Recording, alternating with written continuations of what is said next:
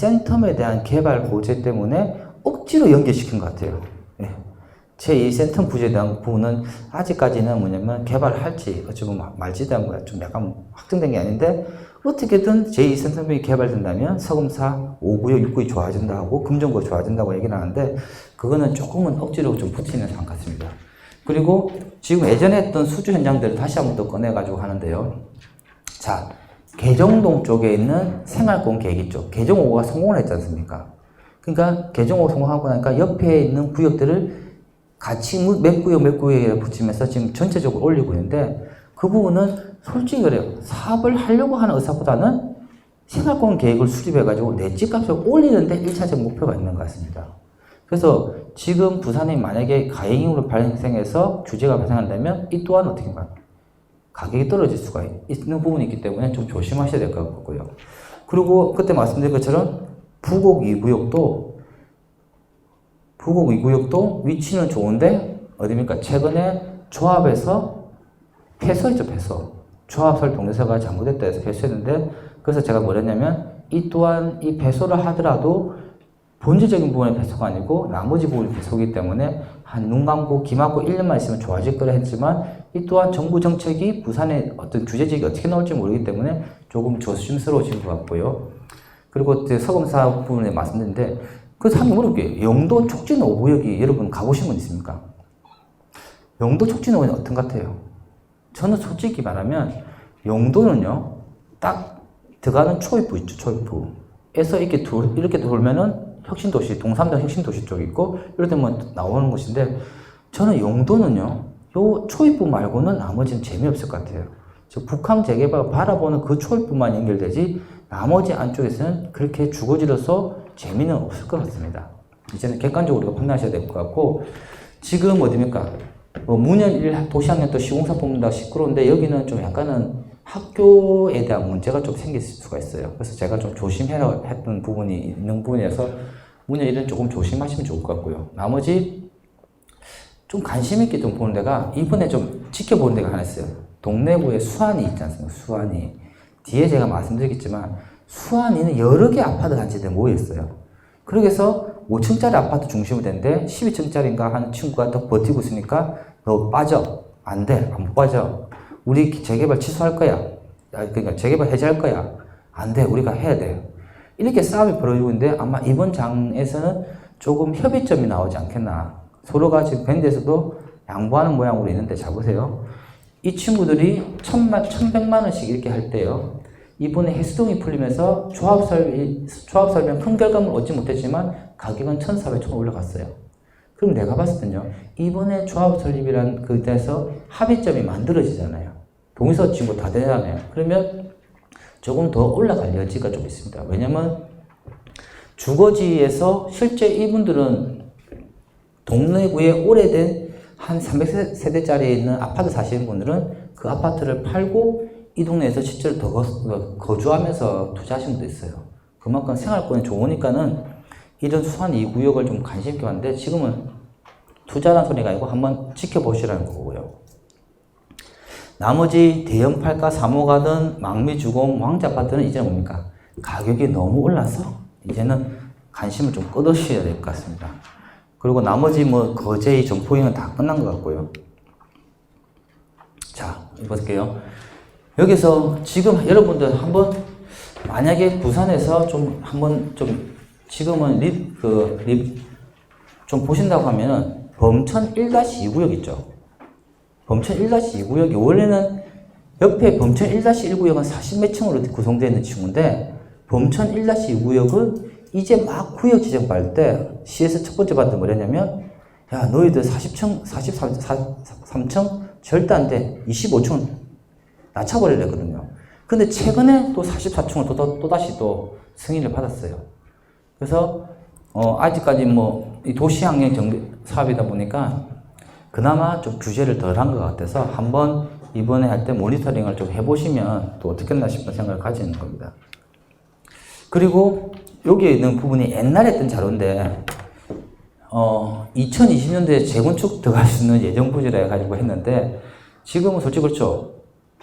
재건축을 들어가고 안 들어가고 중요한 게 아니고 진행이 되냐 안 되냐가 중요하고 그 다음에 뭡니까?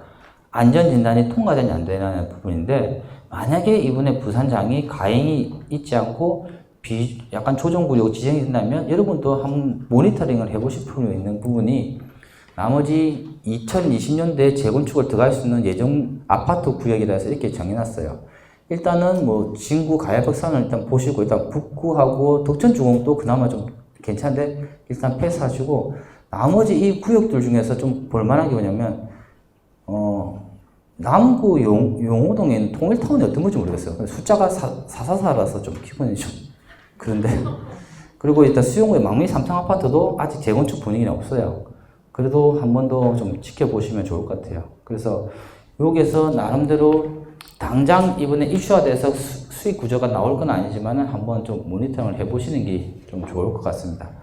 자, 그렇게 해서 부산에 대한 부분을 좀 말씀을 드렸고요. 자, 요거 한 가지 말씀드릴게요. 그냥 이거는 벌써 가격이 올라버렸어요. 지금 다 올라서 그런데 수용구 강한 일명 뭡니까? 사동 강명 아파트 이런 재개발 추진위원회 해가지고 여기는 뭡니까? 지금까지 재개발 추진하려고 엄청나게 노력했던 분들인데 이제 생활권 계획이 수립되면서 어떻게 됩니까? 진행을 하려고 하고 있어요. 근데 잘 보세요. 개정 5구역은요, 생활권 계획 수립됐을 때 뭐 했냐면, 잘 보십시오. 여기 보시는 것처럼 정비구역 및 정비계획 입안 제한 신청 동의서만 받아서 제출하면은 다 됐어요. 근데 잘 보셔야 될 게, 이제 부산시는 뭡니까? 정책적으로 봤을 때요, 풀어주는 쪽입니까? 규제를 하는 쪽입니까? 부산시는 재개발, 재건축 계속적으로 규제하고 있는 쪽이에요. 그래서 정비구역에 대해 새로이 재개발 시작하는 것에 대해서는 아무 반대를 안 합니다. 근데 어떤 식으로 반대를 하냐? 예전에 있던 정비계획안에 대한 이 신청만 받으면 될 거를 뭐랍니까? 이거 신청하기 전에 뭘부터 합니까? 정비구역 지정에 대한 사전 타당서 공토 신청 동의서라는 게 있어요. 이거를 먼저 넣어야지만이 그 다음 통과가 되고 나면 이걸 할 수가 있어요. 근데 실제로 강한이든 어디든 해보니까요. 이제는 재개발, 재건축에 대한 노하우가 많다 보니까 구역계 안에 있는 학교, 그리고 교육시설, 병원, 도로 이런 부분에 대해서 다들 지적을 해버리니까요. 이 사전 타당성 검토를 다 지적해보니까 이걸 보완하기가 쉽지가 않은 거예요. 즉 뭐냐면 많은 구역들이 저희들 재개발하게 해주세요 신청을 다 했는데 시에서는 뭡니까? 사전 타당사 해보니까 야 이런 문제가 있네. 너희들 이런 문제는 어떻게 해결할 거야? 일부 해결을 하고라고 하니까 어떻게 됩니까? 정비구역 지정이 쉽게 안 나고 있는 거예요. 그래서 잘 보시면 지금 부산장이 규제 나오기 전까지만 해도 풍선효과라든지 비조정구역이라는 이유 때문에 엄청나게 올라갔던 부분이 말 그대로 규제가 나올 수도 있고 시에서도 이런 식으로 제한하다 보면 이제는 뭡니까? 아하 내가 이렇게 투자했던 방식은 이제는 맞지 않구나. 조금 빨리 정리를 해야 되겠구나. 라고 생각하시는 게 더 좋을 수도 있습니다. 그래서 이제는 좀 전략을 좀 바꾸시는 게 더 좋을 것 같아요. 그러니까 결론 뭡니까? 저 또한 이제 앞으로 재개발 가기를 많이 못하게 그 생긴 것 같고요. 근데 왜냐면 진짜 저도 이런 강의를 하면서 느낀 건데 저 또한 강의하는 방법을 바꿔야겠구나라는 생각을 가지고 일단 한 달 정도는 지켜보면서 어떻게 뭐 좀 약간 전략을 모색할까라는 생각을 가지는 겁니다. 그래서 제가 뭐라냐면 여러분들 중에서 정말 뭡니까? 이번에 서울에 계신 분은 이번에 남천동하고 이렇게 뭘 포인트로 봅니까? 이제는 아파트를 포인트를 보는 게 아니고 아파트의 재개발, 재건축이 되고 나면은 그나마 반사적인 부분이 있잖아요. 그럼 어딥니까? 대전이라든지 어딥니까? 강주, 재개발 지역 쪽이 개발되고 나니까 도로도 넓어지고 사람 수도 많아지고 그에 따라서 이 주택들이 상가로 바뀌어가는 거 있잖아요. 그리고 말 그대로 주택을 1층, 2층 있는 주택을 상가로 바꾸게 되면 그나마 어떻습니까? 주택수에 포함도 안 되고 부가가치도 올라갈 수 있다 보니까 그런 임장을 한다고 내가 하니까 사람들이 내려온 거예요. 그 여러분은 반대로 뭡니까? 제가 한 번씩 서울에 가게 되면 톡방에 올려드릴게요. 제가 서울에 언제쯤 임장갈 거니까 궁금하신 분들은 저 따라 서울에 오셔도 됩니다. 그렇게 해서 이분 분들에게는 좀 더 뭡니까? 임장이든 이런 부분을 좀 자율적으로 오게 하고 우리가 약속했던 그 동영상 임장이랑 일반 임장은 그건 그대로 가더라도 제가 요즘 지방에 계속 있으니까 올라오실 분들 올라오셔가지고 같이 자고 낮에 임장 갔다가 그 다음에 끝나고 나면 알아서 놀러 가시면 되는 거고 같고요. 그렇게 해서 약간은 좀 변화된 그 정책에 대해서 여러분들이 좀 알고 가셔야 될 것 같습니다. 자, 그래서 첫 번째 시간은 솔직히 그래요. 저도 이 수업을 하는데 첫 번째 시간에 대해서 엄청 고민을 많이 했거든요.